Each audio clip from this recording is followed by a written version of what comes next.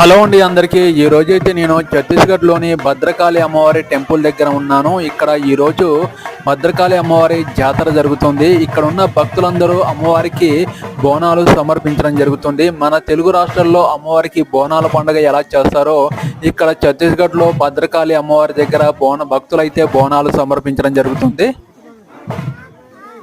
ఈ ఛత్తీస్గఢ్ రాష్ట్రంలో ఉన్న భద్రకాళి అమ్మవారి టెంపుల్ని 3 రాష్ట్రాల ప్రజలు దర్శనం చేసుకోవడం జరుగుతుంది. ఛత్తీస్గఢ్, మహారాష్ట్ర, తెలంగాణ ఈ 3 రాష్ట్రాల భక్తులందరూ అమ్మవారి జాతర రోజు వచ్చి వాళ్ళ మొక్కులు తీర్చుకోవడం జరుగుతుంది. అలాగే ఇక్కడ బోనాలు సమర్పించడం జరుగుతుంది. భక్తులందరూ ఇక్కడ బోనాలు అయితే వండేసి అమ్మవారికి బోనాలు సమర్పించడం జరుగుతుంది.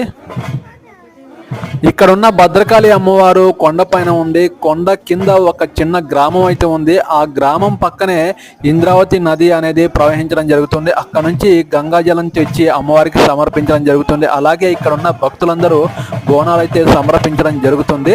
ఈ వీడియో నచ్చితే ఒక లైక్ చేయండి. నా ఛానల్ని ఎవరైనా సబ్స్క్రైబ్ చేసుకునే వాళ్ళు ఉంటే please support my channel, subscribe చేయండి. ఓకేనండి, బాయ్.